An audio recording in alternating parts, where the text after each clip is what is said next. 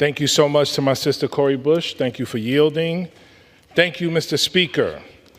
I want to start by sending peace and love to this chamber, peace and love to the American people, and most importantly, peace and love to my family and to the incredible people of New York 16. I have to send a special shout out to my lovely wife, Melissa Oppenheimer Bowman. Thank you for supporting me and loving me and putting up with me over the last 4 years. Thank you for taking care of our beautiful children back home, Jelani, Marcel, and Maya. It's hard for someone to be working class in this chamber. And I know every time I came to Washington, you became a single mom, getting up very early in the morning, getting our kids ready for school, dropping them off at the bus stop, and then going to serve the people of the Bronx as a third-grade teacher. You would teach all day, get off of work, pick our kids up from school, bring them home, start cooking dinner, help them with their homework, plan your lessons the next day for your kids, and then put our kids to bed. And then when I was here trying to do the job of the district, and when I didn't go straight home after work, you made sure I heard about it. And when I didn't call you, when I got back home, you made sure I heard about that too. So I love you. Thank you, Melissa, for all you've done. I also want to thank my constituents, each of them, for trusting me to be your voice and allowing me to fight for you every single day in Congress. Though I will be leaving Congress formally, I plan to continue to fight for the people in New York 16, particularly in the areas of Portchester, Greenburgh, Yonkers, Mount Vernon, New Rochelle, and of course, the Bronx. If it weren't for the people in these particular communities, especially the Bronx, where I served as an educator for 17 of the 20 years of my career, I would have not been prepared to come to Congress and serve the people. Of course, I need to thank my team, both in New York and here in DC, who worked every single day to do everything in their power to meet the needs of the people of New York 16. Our case closure was exemplary. We brought tens of millions of dollars back to the district, and we did everything in our power to deal with the issues of affordability, gun violence, education, and so many other issues. Thank you so much to my staff and my team, and thank you for your service. You know, in 2020, I became the first African-American elected in the 16th District of New York in U.S. history. When I was running, I didn't even know that stat, which is pretty interesting. As such, I stand on the shoulders of the giants who have come before me. My ancestors fought and died for me to have the opportunity to be here, and I am humbled by the immense honor and responsibility.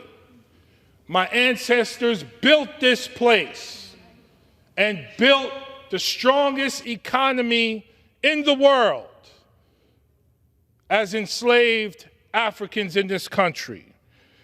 And though we did not pass any legislation related to reparations, we will continue to fight for reparations for Black people in this country. I cannot go further without giving honor to my late mother, Miss Pauline Bowman. My mother raised me and my 3 sisters alone. She was a civil servant in the post office for 33 years. She worked 6 days, sometimes 7 days a week, and all the overtime she could muster to make sure I was the first person in our family to go to college.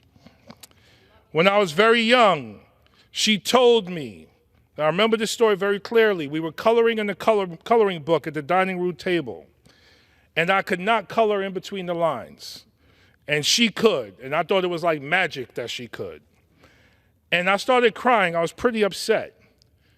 And my mother looked me in the eye and told me I can be whatever I wanted to be.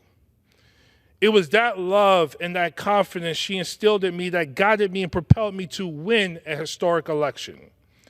She got to see me run. She got to see me win. She got to see me on her favorite news programs, CNN and MSNBC.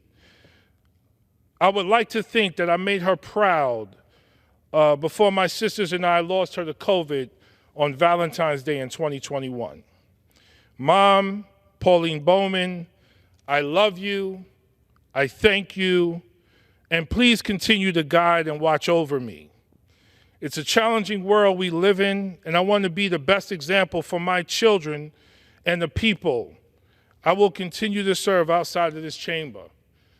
Mom, I love you. I always will love you.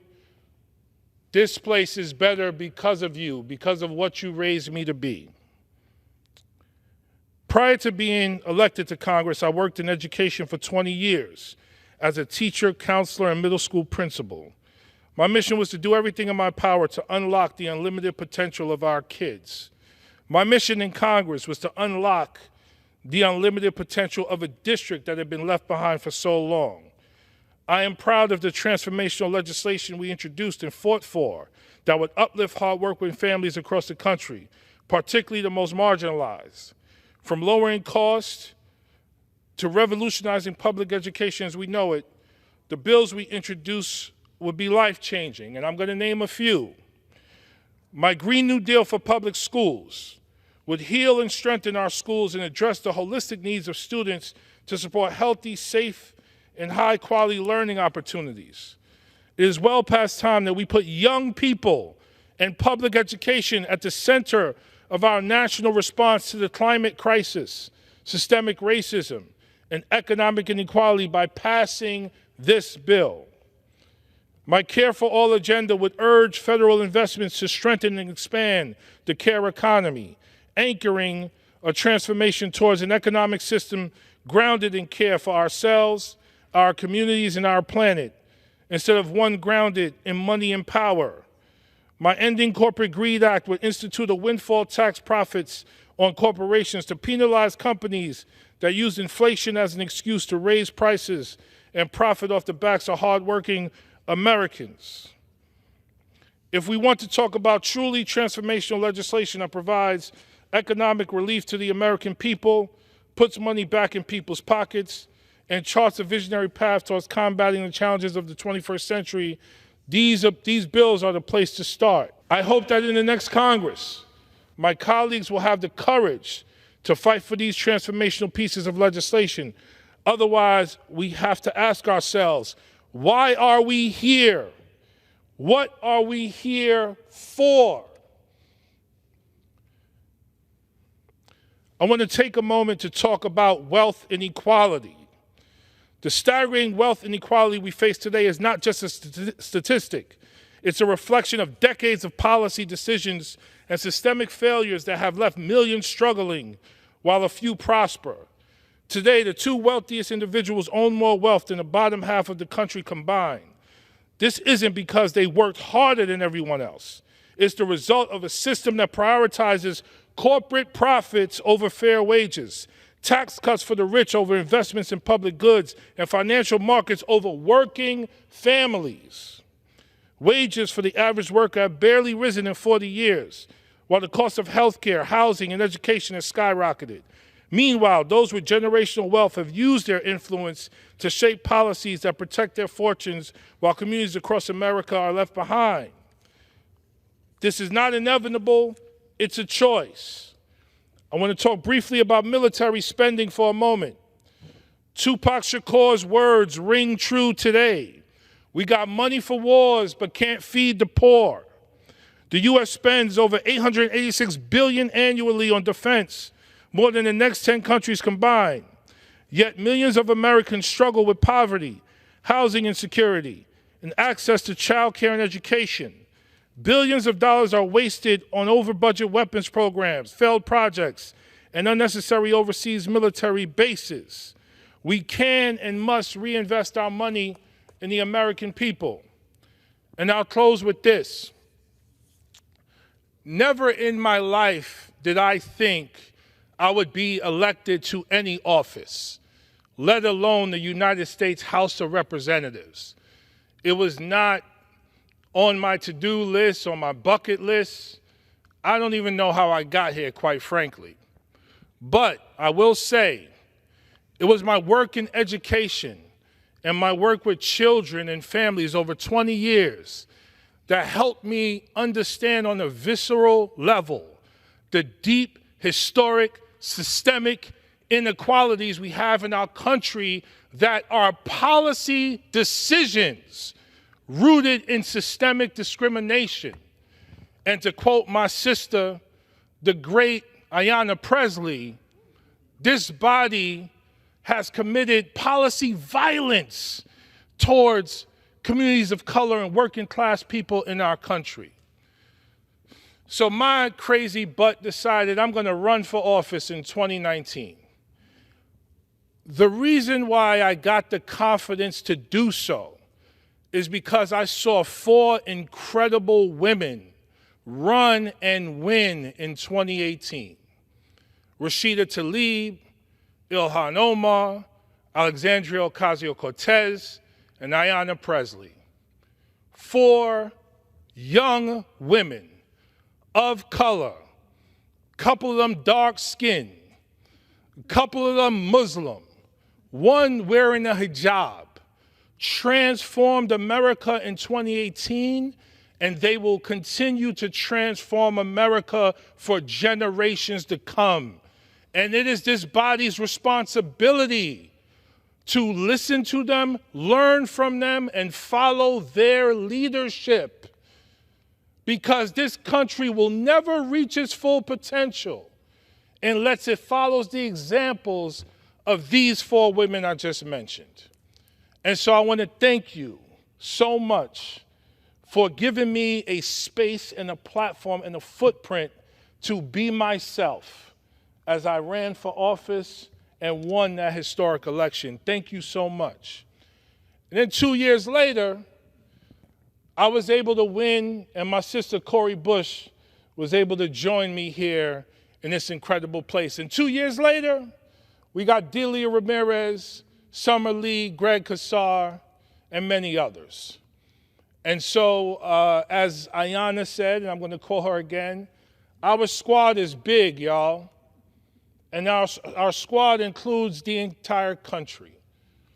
And so I will do everything in my power to continue to be an example for young people, working class people, and people of color. I will do everything in my power to continue to be an example for young men, especially young black men. We don't have to be rappers. We don't have to be athletes. We definitely don't have to be womanizers, and don't let the stereotypes drive you in that direction, because we are fathers, we are husbands, we are sons, and we are great people. And so we will continue together to organize, mobilize, and build a movement rooted in love and humanity for ourselves, for our community, for this country, and for the world. Thank you so much, Cori, Sister Cori from St. Louis, for allowing me a few words. I'm excited for the work ahead of us. That's right. There's much more to come.